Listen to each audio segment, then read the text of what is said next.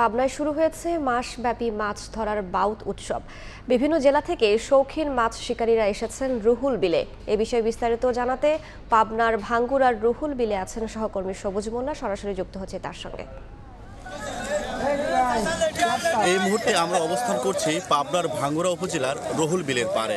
আসলে একদিকে শীতের তীব্রতা, অপরদিকে ঠান্ডা পানি, এরই মাঝে কিন্তু মৎস্য শিকারীরা এসেছেন মৎস্য শিকার করার জন্য, দল বেঁধে মৎস্য শিকার করার জন্য। এটাকে বলা হয়ে থাকে কিন্তু বাউত উৎসব। আসলে এই দল বেঁধে যে মাছ শিকার করা হয় এই বাউত উৎসবটা কিন্তু প্রতি বছরের নয়, এবারও কিন্তু পালন করা হচ্ছে।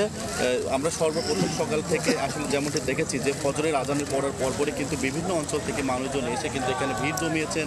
ভিড় জমিয়ে কিন্তু সর্বপ্রথম নিজেদের হাতে যে সকল জাল দড়ি ছিল সেগুলো কিন্তু গুছাতে ব্যস্ত সময় পার করেছে। আমি একটু আপনাদেরকে দেখানোর চেষ্টা করছি।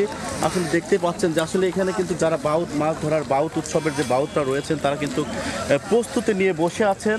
তারা কিন্তু একটা নির্দিষ্ট সময় আসলে সকলে নিজ নিজ দায়িত্বে মাছ ধরার একটি উৎসবমুখর পরিবেশ শুরু হবে, অর্থাৎ সকলেই পলো এবং জাল দিয়ে কিন্তু মাছ ধরা শুরু করবে। তবে আরেকটা জিনিস জানিয়ে রাখতে চাই যে প্রতি বছর যে পরিমাণে বাউত উৎসবে মানুষের উপচে পড়া ভিড় হয়, তবে কিন্তু এবছর আমরা সকাল থেকে দেখছি যে তুলনামূলক ভিড় কিন্তু খুবই কম, অর্থাৎ বলা যেতে পারে শতকরা 20 ভাগ মানুষ কিন্তু এখন পর্যন্ত উপস্থিত হয়েছেন। তবে আমরা যারা শৌখিন মৎস্য শিকারী রয়েছেন তাদের সঙ্গে কথা বলেছি, তারা কিন্তু জানিয়েছেন যে বেলা বাড়ার সঙ্গে সঙ্গে কিন্তু বিভিন্ন জেলা থেকে এখন পর্যন্ত যারা আসেন তারা কিন্তু এসে পৌঁছে যাবে। এদিকে আরেকটা বিষয় জানিয়ে রাখি যে মৎস্য যে শিকার করতে এসেছেন তারা কিন্তু শুধু পাবনা জেলা থেকে নয়, পাবনা জেলার বিভিন্ন উপজেলা এবং আশপাশের জেলা সিরাজগঞ্জ, নাটোর সব বিভিন্ন এলাকার মানুষ কিন্তু এখানে কিন্তু এসে মৎস্য শিকার জন্য এসে থাকেন। জানিয়ে রাখি যে এই বাউত উৎসব কিন্তু প্রতি বছর কিন্তু অগ্রহায়ণ মাসের মাঝামাঝি সময় শনিবার এবং মঙ্গলবার হয়ে থাকে।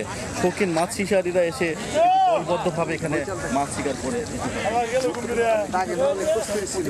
এবারে কিন্তু মাছ পালন করা হবে। তবে কিন্তু সবচেয়ে আজকে কিন্তু বড় আয়োজন রয়েছে। বড় আয়োজন থাকলেও কিন্তু চোখে পড়ার মতো এখন পর্যন্ত কিন্তু বেশি বাউত আমরা দেখতে পাচ্ছি না। এর আগের দিনে আমরা গত বছর কিংবা এর আগেও আমরা যেমন বাউত দেখেছি, তারা কিন্তু প্রচুর পরিমাণে মানুষ এসেছিলেন, কিন্তু এবার খুব কম হয়েছে। মজার ব্যাপার হলো একসঙ্গে যখন বাউতরা কিন্তু মাছ ধরতে আসেন তখন কিন্তু আসলে দেখতে ভালো লাগে। এছাড়া এখন বর্তমানে আমরা যে মানুষগুলো দেখতে পাচ্ছি তুলনামূলক বাউত উৎসবে যখন অন্যান্য দিনে আমরা দেখেছি যে বাউত উৎসব হয়েছে সে সকল অনুষ্ঠানে কিন্তু মাছ ধরতে যারা পানিতে নেমেছে তার থেকে বেশি মানুষ কিন্তু পাড়ের উপরে অপেক্ষা করে মাছ ধরতে, কে কি মাছ ধরতে সেগুলো কিন্তু দেখার জন্য গভীর আগ্রহে চেয়ে থাকতো। কিন্তু এখন তুলনামূলক কিন্তু মানুষের পরিমাণও খুব কম রয়েছে। এদিকে আমরা শৌখিন যারা মাছ শিকার করতে এসেছেন তারা কিন্তু বলছেন যে গত বছরও তারা কিন্তু মাছ খুব কম পেয়েছেন, এ কারণে কিন্তু মানুষজন আগ্রহ হারাচ্ছেন এই মাছ ধরতে আসার এই সকল কারণে।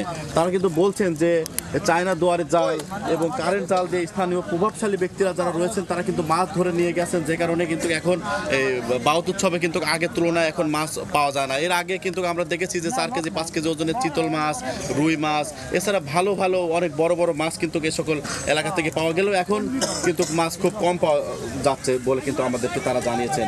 তারা আমাদেরকে আরও জানিয়েছেন যে এখানে কিন্তু গত বছরের তুলনায় এই বছর লোক কম হয়েছে, কিন্তু গত বছরে তারা কিন্তু আমাদের জানিয়েছেন যে হাজার হাজার মানুষ কিন্তু মাছ ধরতে আসলেও তার মধ্যে মাছ কিন্তু পেয়েছেন খুবই কম, অর্থাৎ 50 থেকে 60 জন মানুষ কিন্তু মাছ পেয়ে খুশি হয়েছেন। এছাড়া কিন্তু আরও একটা বিষয় জানিয়ে রাখি যে মাছ ধরে খুশি হয়েছেন।